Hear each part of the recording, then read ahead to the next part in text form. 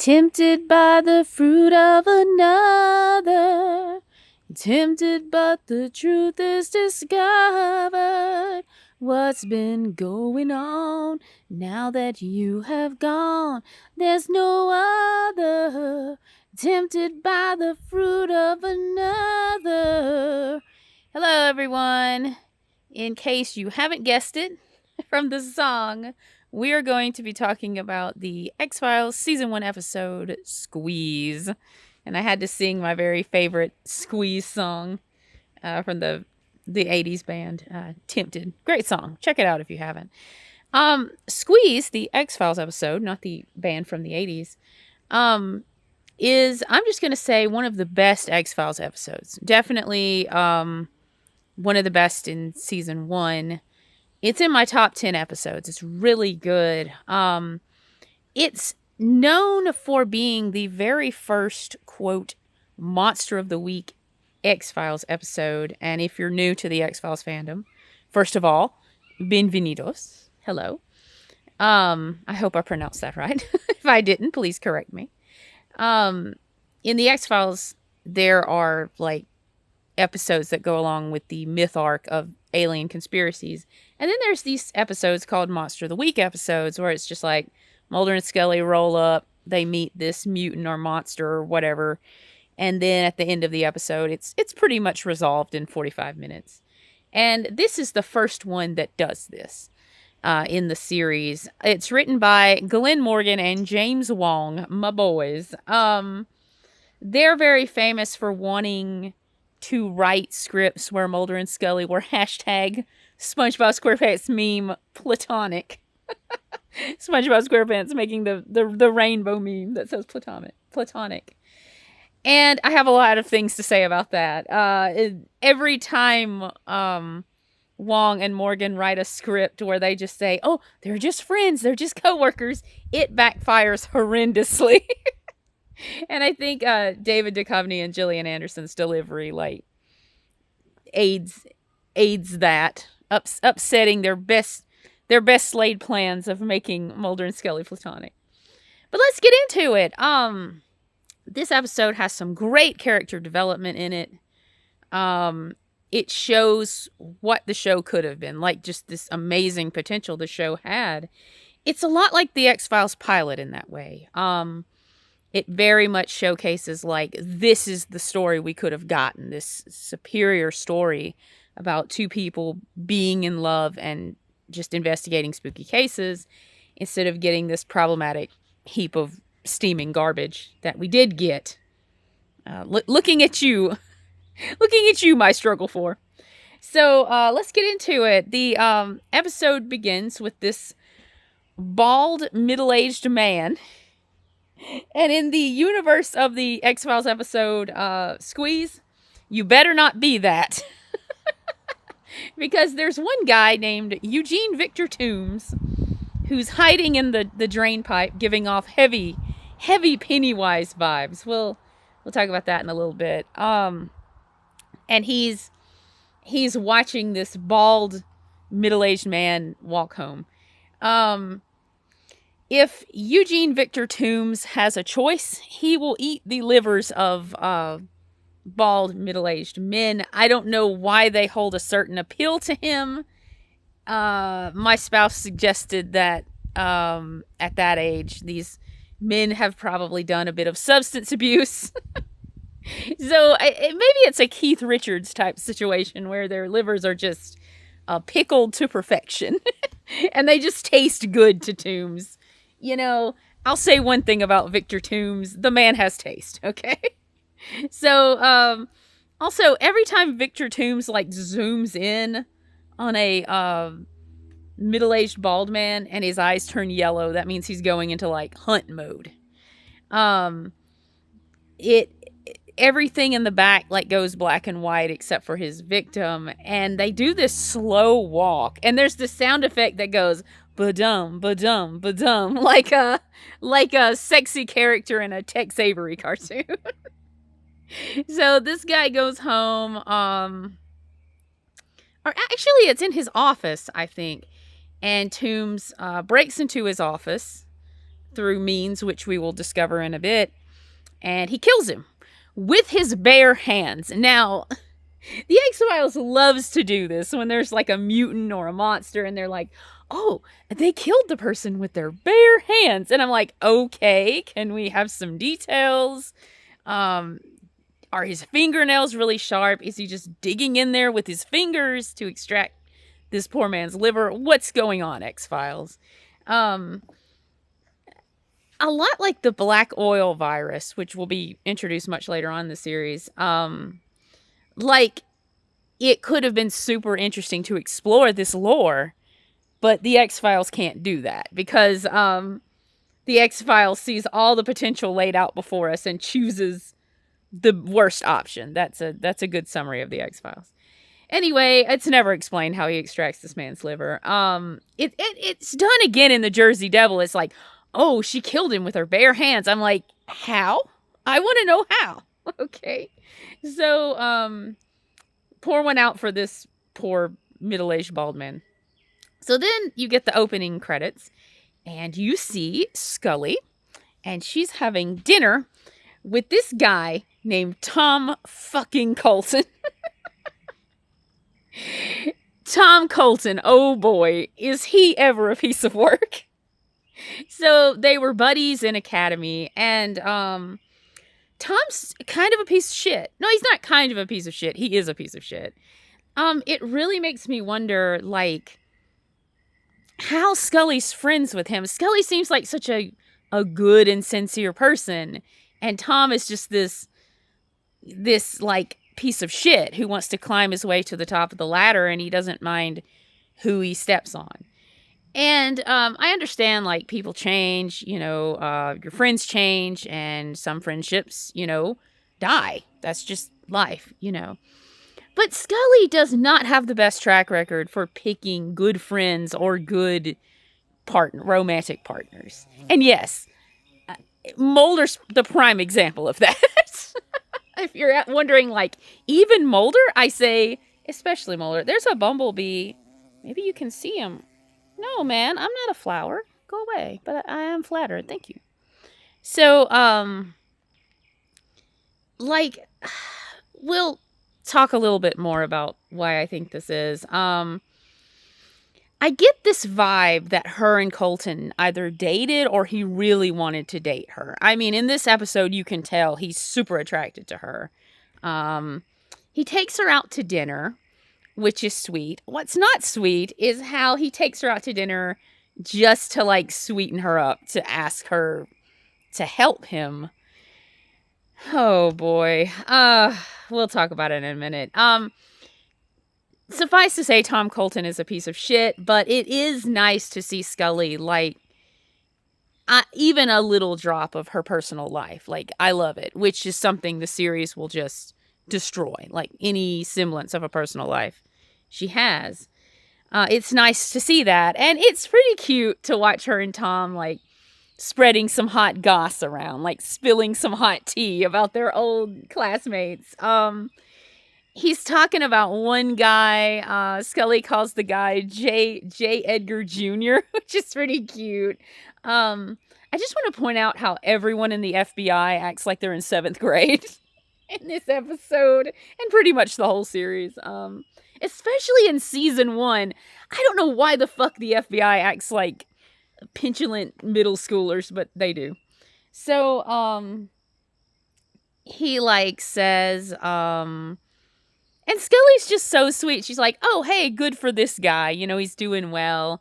And then Tom, who's a piece of shit, he's like, this is where we should be.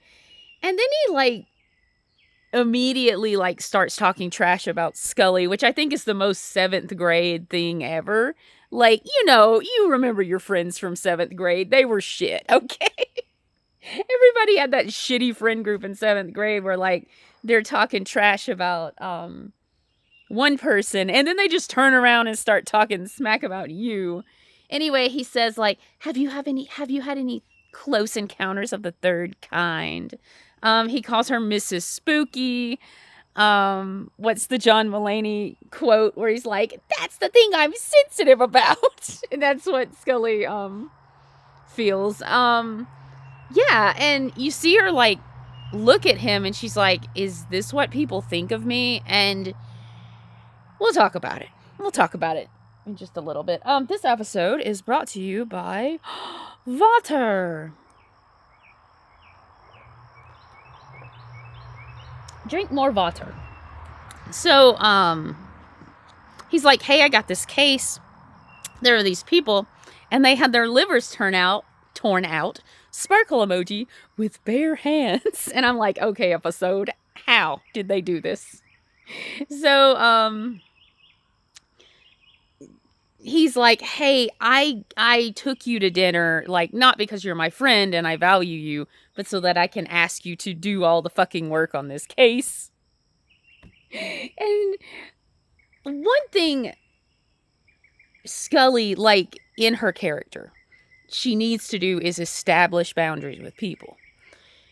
I don't think she knows how to do that. And it's one of her character flaws, along with her very low self-esteem. And I think that stems from her low self-esteem.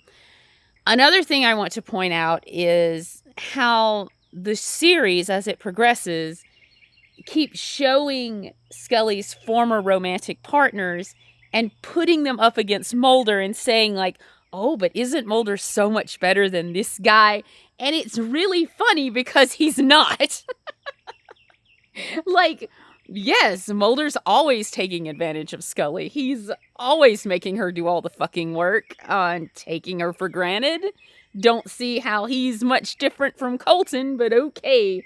It's very much like the episode All Things, where it's a season 7 episode and Scully, like, gives the middle finger to her old boyfriend in favor of Mulder. And the episode's like, oh, but look what a better choice she made. And I'm like, did she? Like, Daniel, who's her former lover in the episode All Things, like, Daniel never pocketed her ova and fucking walked around with it. And no, I'm never gonna fucking let that go, okay? Like, it's safe to say Daniel never did that to her. So he would be the better choice, is what I'm saying. So, she tells him, like, oh, do you want me to get Mulder involved in this? And Colton's immediately defensive. Like, he's like, oh no, I'm gonna solve this. He's like, I'm gonna solve this case. I'm just gonna ask my hot ex-girlfriend to do all the fucking work, is what he's saying. So, they go to the office and Scully is talking to Mulder. And what I want to title this episode is, why can't we have this Mulder, please? Like, Mulder in this episode reminds me very much of Mulder in the pilot. He has all of the things I love in his character, and almost none of the shitty, problematic shit that's never addressed in the show. You really get a peek into what this show could have been. Like, you could have had this guy, Fox Mulder, this beloved character with flaws, but, like, the good parts of his personality, like his gentleness and his playfulness and his loyalty, are what the show focuses on instead of his shitty, problematic behavior, which the show just lets him get away with. They never address it. And Mulder's great in this episode. I love him in this episode. And hey, look, there's parts of Mulder's personality I love, for all those people who say I bash him all the time, which he deserves. Like, and I really think, like, you can see in this episode, like, why didn't they go down this path and give us this man? You know, there's no reason they had to give us this problematic piece of shit. But, you know, the X-Files, all the potentials laid out before them, and they choose the worst option. So Scully's, like, telling him about the case, and she's like, Colton goes by the book and you don't. And he says to her, he's like, I have a reputation. And it's like Scully says to Colton, like, is this what people think of me? And it's kind of sad to see, like, and again, it's like 7th grade. Like, when you hear people talking about you, you're like, oh God, they really think about me this way? It's just, that could be the title of this episode. the FBI is just 7th grade. So everyone acts like that. And then Mulder asks Scully, and probably one of the most quoted lines in the series, he's like, "Do you think I'm spooky?"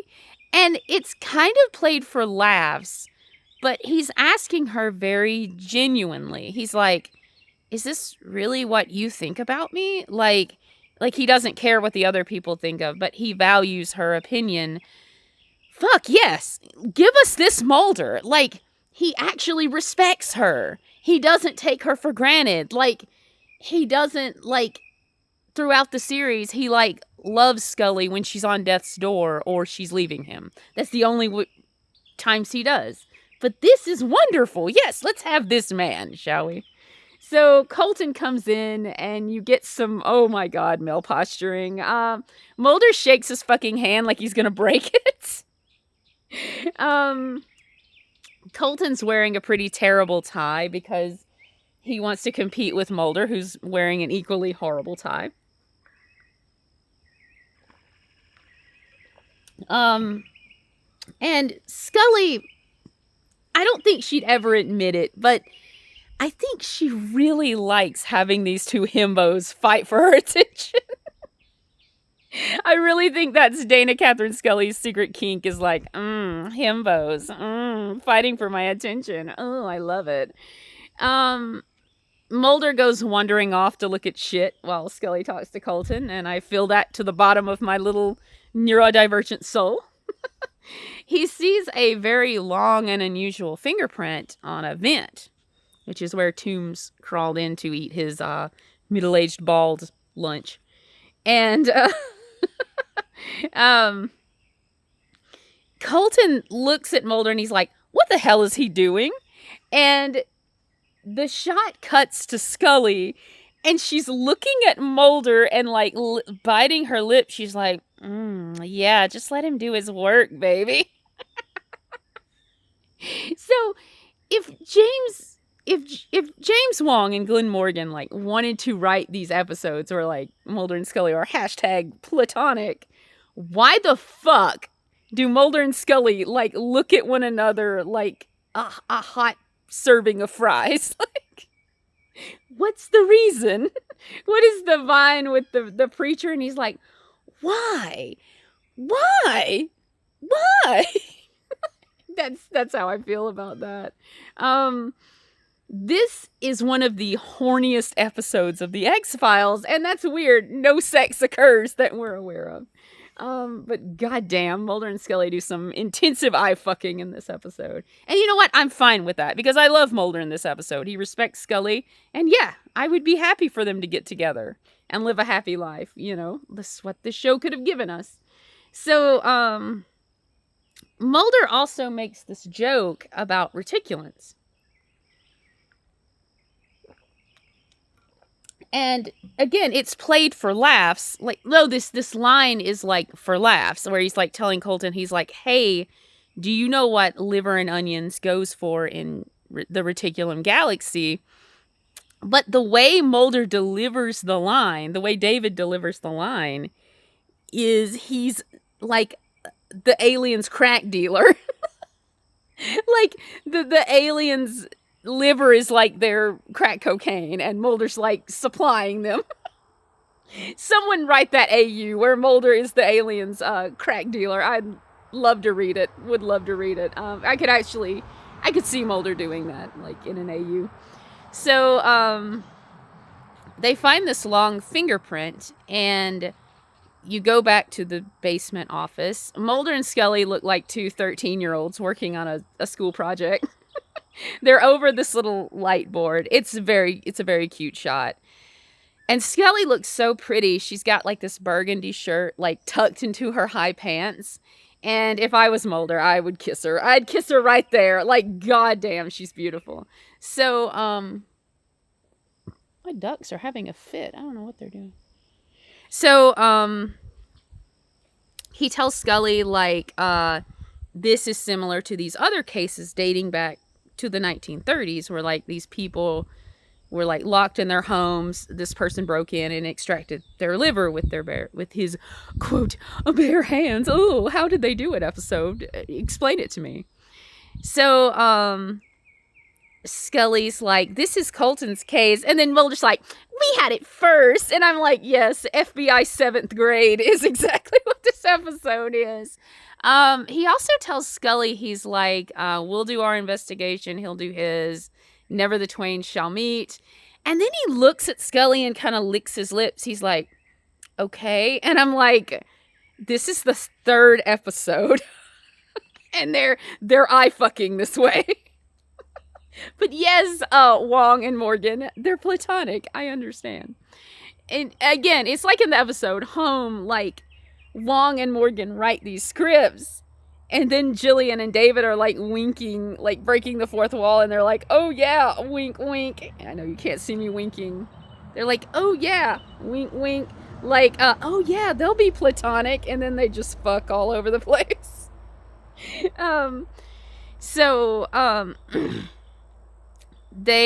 Scully writes her profile.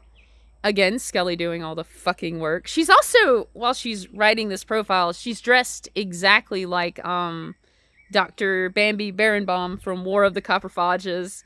There was a cute tweet, or maybe it was on Tumblr, and it showed Scully in this episode next to Dr. Berenbaum, and it said, Mulder, you ain't slick.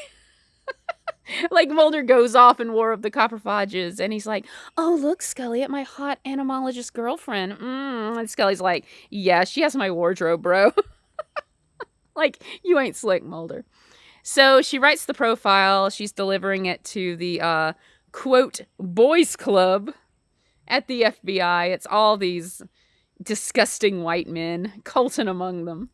And, another great title for this review would be Bro the Musical, because there are so many dumbass bros in this episode. I want to strangle every one of them.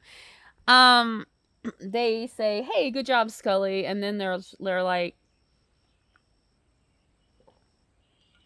you're welcome to join our little club and like stake out for this guy if you want to have something more down to earth. And everybody laughs, and Scully's like very uncomfortable. And this brings up an interesting point. Scully doesn't say anything because she knows if she like tells them to go to hell, her job will be jeopardized. If Mulder had been in this situation, he would have told them to go fuck themselves. That is an interesting point. I believe Scully putting up this just hard facade of skepticism, because we all know she's the true believer of the two, of Mulder and Scully, is her, like, she didn't have a choice. Like, to maintain her position in the FBI in this heavily male-dominated field, she had to be taken seriously. If she indulged even a little bit of her belief in the supernatural, she wouldn't be an FBI agent in the first place.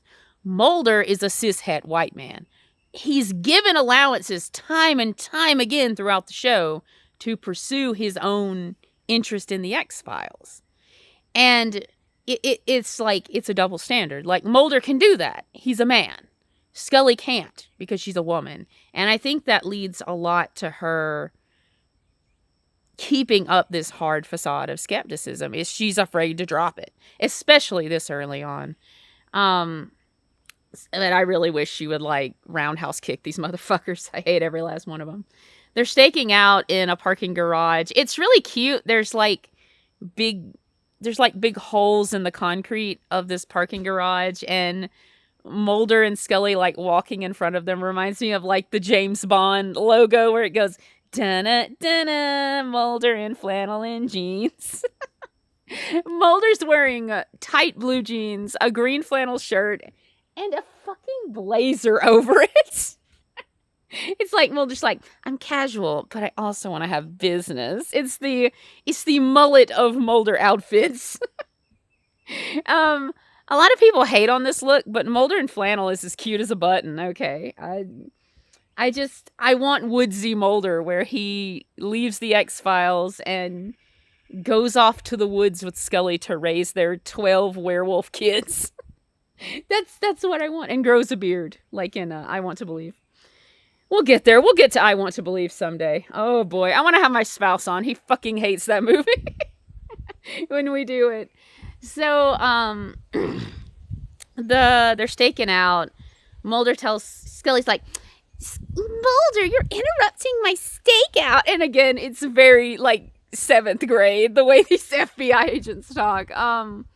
And Mulder's like, you're wasting your time. And then he offers her a sunflower seed, and he's like, seed? And I'm like, she'll want your seed later, buddy. When she gets ready to have a magical baby, she'll want your seed. So, but not that kind of seed, Mulder. One of the things in the fandom is like they're talking about like the first time Mulder and Scully like had sex. Like Mulder's just all like, oh yes, I'll pleasure you and I'll be this perfect lover. What if he didn't fucking get it? And she just had to like tell him like, okay, look, you're going to put your penis in my vagina. All right. How much plainer do I have to make it for you? Like, I really think it went that way where she was just like spelling it out to him, which is great. I love that. So, she's like, okay, Mulder, this is how you're going to fuck me. Like, I really think that's what happened. So, then sure enough, here comes this guy, coming down a fucking vent. Love how he comes down this narrow vent and none of the FBI agents are like, oh yeah, that's kind of weird. How did he fit in there? Like, they're like, and then this other guy's like getting through, vents into the apartment, but they're like, oh, how could this be? Scully draws down on him. She's very cute. She looks like a 12-year-old who stole a gun. And then, sure enough, it's Tooms. And then, Mulder looks at Scully and he says, you were right. And like, in Anasazi, where he tells Scully, thank you. I think this is the only time in the series he looks at Scully and says, without a trace of sarcasm, hey, you're right. You're right about this. Again, why the fuck couldn't we have this Mulder? Why did we get the problematic piece of garbage we got? Okay, is what I'm saying. So, they're giving Tooms this lie detector test, which I think is, it's so funny in this series. They're like, he passed the lie detector test. He must be innocent. When like in real life, like a lie detector test doesn't mean much at all. Like you could still be guilty. The woman who's giving him the lie detector test plays the physical therapist in Kitsungari, and she's actually pretty rad. She's an awesome actress. The lead FBI agent yells at her, which I fucking hate. I'm like, this woman's just doing her fucking job. Please don't yell at her, you fucking idiot man. Like all these women in the FBI are just like amazing doing their job, like profiling people. And then they just have these absolute idiot himbos like running things. And I'm like, oh, isn't that the fucking patriarchy for you? These amazing women do all the work and these idiot men get all the credit. So cheers.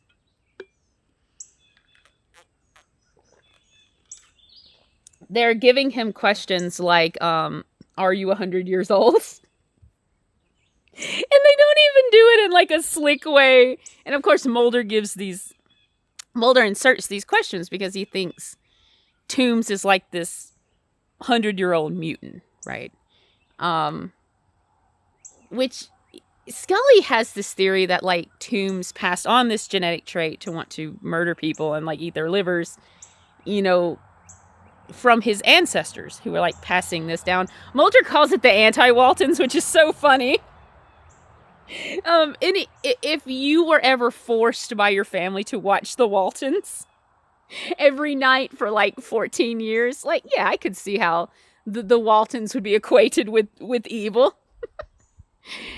That's a really good theory, and it makes more sense than the one Mulder immediately jumps to. But, you know, Mulder's always right because the writers give him all the fucking answers, so he doesn't have to do any fucking work.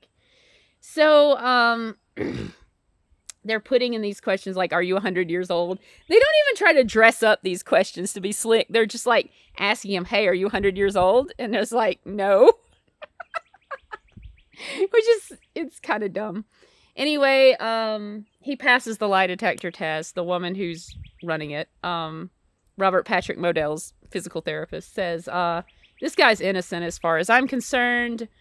Mulder goes off on this theory, which is interesting. I can't wait to review the sequel episode to this, which is Tooms, which is towards the end of season 1, where Eugene Victor Tooms comes back. Great episode. And one thing about Mulder's character, I think he says it in Tooms, he's like, I don't care how this sounds as long as it's the truth. And it frees Tooms. Tooms is put back on the streets because of what Mulder said and did in this court hearing. And you get a lot of this here. Now, Mulder hasn't turned into the piece of shit he will become even by the end of season 1.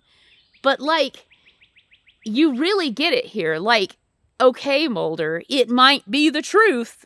Again, we're not sure because this show's never going to tell us one way or the other. What is the Oprah Winfrey meme? What is the truth? That's the X-Files. But, like we're never going to get that. But, like, even if you're right, Mulder, what headway are you going to make spewing these insane theories? You're not going to make any. They're going to let this guy walk free, which is what they do. Anyway, Colton looks at Scully and he's like, you're coming? Because he's so entitled to her and I fucking hate him. But again, it's like they're putting him up against Mulder, who later on in the series will be just like him, you know, entitled to Scully taking her for granted, taking advantage of her. Like, if Mulder had stayed this way, like a flawed but genuine and sincere character, yes, he would have been the better choice. But as he progresses in the series, like, no, he's not the better choice. Colton looks like the better choice. That's how awful Mulder becomes. So, and Scully's like, hey, I appreciate this, Colton, but I'm assigned to the X-Files. She's also wearing her hair in this really cute, like, French knot twist. And she never wears her hair like that again. And I hate that. It looks amazing. Anyway, Colton, like, looks right at Mulder. His hands are on his hips and he's like, well, I'll see what I can do about that. Mulder looks at that man. If looks could kill. I mean, the himbo's posturing in this episode is something else again. So, Mulder is, I think one of the reasons I like him so much in this episode is he's horny, territorial, and jealous. And that's just hitting all of my Mulder kinks. So, Scully tells Colton, hey, go fuck yourself. And she walks out with Mulder. Mulder also tells Scully, he's like, I'm tired of wearing the millstone of humility. And I want to make it into like one of those little fancy quotes, like on a board. And then it says, Fox Mulder, a cishet white man in the 90s. He's wearing the millstone of humility. Fuck you, you white man. That's all I have to say. Fuck you, you straight white man. So, after that bit of, oh God, entitlement, Scully's like, I saw you being territorial. And then she looks down. And Mulder reaches out and, like, plays with her necklace and touches her tit. And I'm like, don't fucking touch your coworker that way. That's bad. He does it in Beyond the Sea, too. Like, he just cups her cheek. And I'm like, don't touch your coworker that way. And I think, like, I have this headcanon that Mulder has a hard time because of his autism, like, making connections with people. And so he falls back on, like, these little bits of physical touch. But Scully, again, needs to establish these boundaries with him. She's like, I don't feel comfortable with you touching me that way. She's not comfortable. Yeah, Scully needs to get better at establishing boundaries, but she never does. Fuck me. Because a woman can't have any autonomy in this show. Don't you know that? Like, everything Scully everything Scully does has to be advantageous to Mulder and focus on Mulder. Don't you know that? She can't have anything to herself, not even her own body. Fuck me. So, then Mulder tells her, like, hey, we might not agree, but you respect the journey, and I respect you for that. And I'm like, yes, give us this man. Give us this Fox Mulder. I would watch the shit out of him and love him and write fan fiction about him instead of this problematic piece of shit we got. Like, this is why people write fan fiction. Because they love this side of Mulder. That he can be this endearing character instead of what we got. Anyway, they go and they're looking through these, microfiche machines. It's really cute. You just see them like, it's like two 13-year-olds doing a school project. They look through these, microfiche machines, and then they look at each other, and it's very cute. Scully's wearing the brown suit that is in the opening sequence, in the opening credits of the X-Files, and I think it's my favorite of her pantsuits. It's just this like earth brown suit. It's so cute. It brings out her auburn hair and her freckles, and it's very nice. So they say, hey, we didn't find anything else about this Tooms guy. He has no records. But we did find the name of the sheriff who arrested him. And they go and see Grandpa in the nursing home. Let's talk about this old man. First of all, I love this old man. He's fucking amazing. He says, I've been waiting 25 years for you. And then it cuts to Scully and she's like, sir? Which is pretty hilarious out of context. But he's not a creep. He's an awesome old man. He keeps these pickled livers in a box in his room, and he doesn't even try to hide it. I know many people who work in retirement homes and nursing homes, and like, yeah, they clean those rooms. They would see that, especially since he always has them out, and he's like, look at this pickled liver. I mean, wouldn't a nurse like be, we need to check on Grandpa in here. He's kind of gone off the deep end. Also, it's cute that Mulder and Scully are like sitting on the floor listening to him, and it's very much like two kids visiting Grandpa at the rest home. So, this guy has grandchildren. He says like, oh, I have a son, I have grandchildren. So these grandchildren like come and visit Grandpa at the nursing home, and he shows them his pickled livers, right? That happens. He's traumatizing these kids, I'm sure. So he tells them like, I've been waiting for you.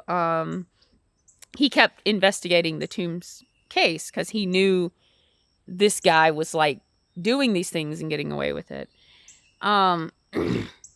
Again, pretty terrible foreshadowing of like how the X-Files is going to destroy Scully's life. Like how this case destroyed this man's life. Like he lost his career. You know, he's in a nursing home, still nursing this obsession. Which is pretty sad foreshadowing of what's going to happen to Mulder, I think, in the Unremarkable House, you know. Like he can't, his obsession is his addiction, is pretty much it. And how it's going to destroy Scully's life in the process. So, this is going to be a long video. I also have this theory that there are these certain people Scully meets throughout the series. Boggs, Clyde Bruckman, and they are psychic people. I believe this old man is a psychic person, and the bond he forges with Scully, especially in the sequel episode Tooms, it's almost like he's apprenticing her, you know, for her psychic powers. He's kind of like mentoring her. Like he tells her in Tooms, he's like, you've got to trust your intuition. You've always got to trust your instincts. And I love that. Like, I'll talk more about it when we get to the episode Tooms. I want to save that for that review. But I really think she encounters these older people who are like, Cassandra Spender's another one. They're like, hey, we have these powers. We want to mentor you in your psychic abilities. And it would be something if this show leaned into that. But of course, you know, the X-Files, give us all of Scully's psychic precognitive powers. Then they're like, let's focus on Mulder and the smoking man. I'm sure that's more interesting. It's not. So, he's giving them the deets on this, and he's like, yeah, this is where this guy hibernates, at this place on Exeter Street, in Baltimore, Maryland. And, the old man tells Scully, because it zooms in on her face, and she's looking at him with just such sympathy and compassion. Again, it's very much like in Clyde Bruckman at the end, where she's just gazing at this poor old man with like such compassion and sympathy. And he's telling her, like, yeah, when I went in that room on Exeter Street where Tooms was hibernating, I felt this evil. And I think that's foreshadowing of like Scully's precognitive abilities, which will develop, and which the show could have taken advantage of and made super cool, but fuck me. So they go to this Exeter Street, and they go in, and I hate that Mulder gets that line, and he's like, the old man was right, you can feel it. I wish Scully had, because Scully's the one with the psychic powers, not fucking Fox Mulder. They go in this room, and they find this cocoon made of paper mache and bile. It's arts and crafts time with Eugene Victor Tooms. Every time someone does arts and crafts in the X-Files, like, it's not gonna end well. We see that in Grotesque when Mulder gets very into arts and crafts. So, Mulder takes Scully into this weird bile cocoon, and they're squatting down, and it stinks, and he just flirts with her. Yeah, he takes her there on Exeter Street to the creepy mutant bile cocoon and flirts with her. It very much reminds me of the scene in the movie Balto. I don't know if you've ever watched it. It's pretty awesome. And Balto, the dog, takes his crush, the husky Jenna, under the doctor's office and shows her his bottles. And it's like, that is such an autistic way to flirt. I mean, it really is. It also reminds me of the scene in Existence where, Monica Reyes starts flirting with Scully through whale song. It's those same vibes. Anyway, Mulder spills his theory to Scully that Tooms is consuming livers and then hibernating for 30 years and then coming out to kill again. He tells her he won't awaken until, if he gets his quota of livers, he won't awaken until 2023. And then Mulder tells Scully, and you'll be head of the Bureau by then. And I'm like, why did we not get this man who wants to support his woman in the way Scully always supported him? Like, we could have had that. We could have had a Mulder that supported Scully and gave her the life and the family she wanted and was there for her, instead of chasing his obsession and only coming to appreciate her when she almost died or she left him. This is what we could have had. And also, it brings a tear to my eye. Like, 2023, and where's Scully? She's still in hiding with her partner who ruined her life. And that's just all kinds of sad. There's another murder. Tooms has killed another bald man. I'm really glad Mr. Skinner isn't in this episode. Tooms would target him. No, not my dad. They go to this man's house. Colton's there. Him and Mulder do some more himbo posturing. I love the way Colton, like, grabs Mulder's shoulder, and it's so just, ugh. And what is it? The meme, and the feminism flew out of my body. That's what Scully's saying. She's like, I'm a feminist, but these two himbos fighting over me. Colton tells Scully, he's like, whose side are you on? And Scully says, the victims. And that is the best line in the whole series. It shows Scully's character. She don't give a fuck about the paranormal. She don't give a fuck about climbing. She just wants to advocate for victims, mainly women like her. And when Scully is abused and tortured, who advocates for her? Nobody. God damn. Like, we could have had this show. It could have been amazing. It could have been great. The X-Files. And again, they find Tooms' little sticky fingerprints all over the place. Tooms is like really bad at like doing what he's doing, but then he's hibernating for 30 years. So, they're gonna go stake out Exeter Street, and then Colton comes and meets with Scully, and he's like, "Hey, I called off this stakeout.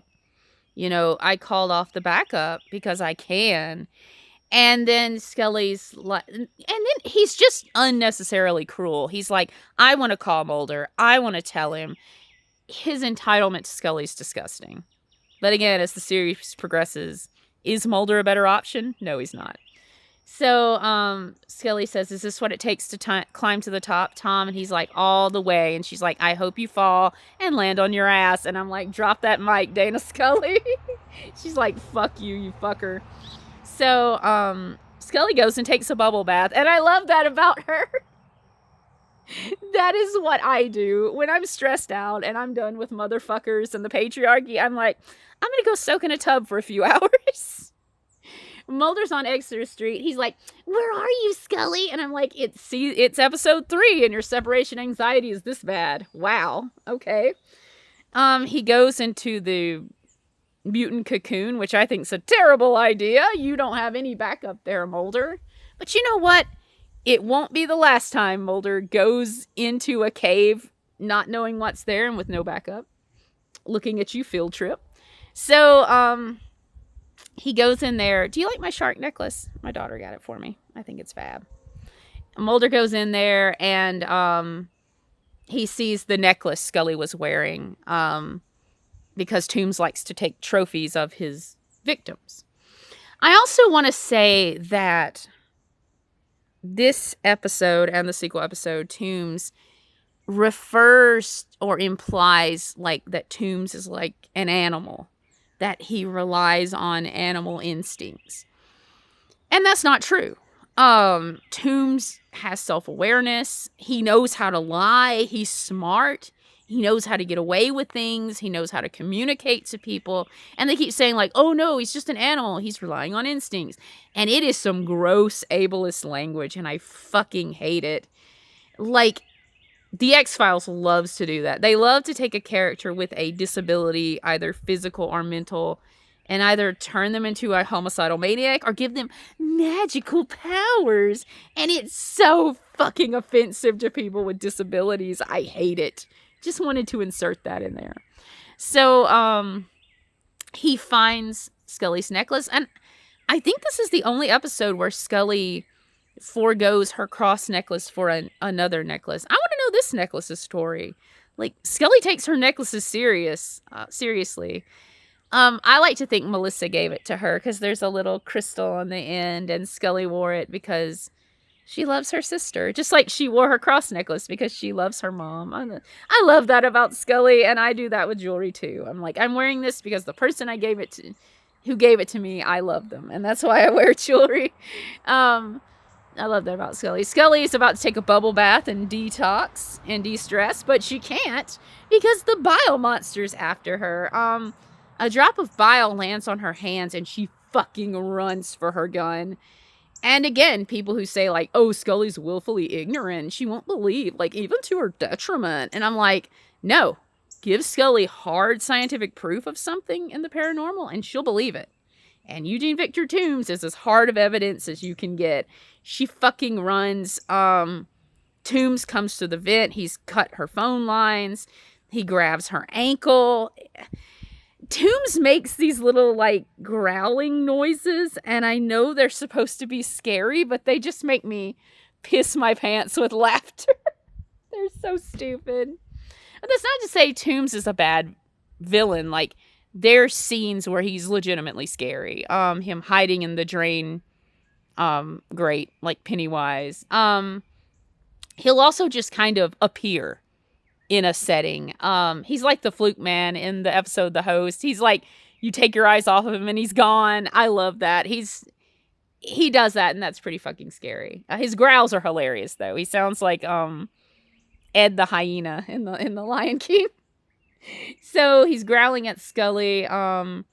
Mulder comes in, and I love how they fight Tooms together. It's not Scully being the damsel in distress, and Mulder's just going to have to save her. And again, like, this is what we could have had. Yeah, we could have had this, like, these two people working together and respecting each other. And of course, we never got it. But I like how they fight Tooms together. Scully handcuffs him to her bathtub, and I'm sure she'll never take a bath in that bathtub again. Also, Scully's bathtub kind of looks like mine, and I love that. And then Mulder says he won't get his quota this year. So, the next scene is Tooms is in this, like, psychiatric containment place, and Mulder's just gazing at him, and he says, all this high-tech home security, it's never enough. And it's almost like David's delivery of that line is almost like this episode is like it's just a very long and complicated advertisement for like a home security system. It's like one of those fucking YouTube ads that goes on for 5 hours. Remember those? Or I'm sure they still do it. So then Scully like grabs Mulder's arm, and it's pretty erotic, and I love it.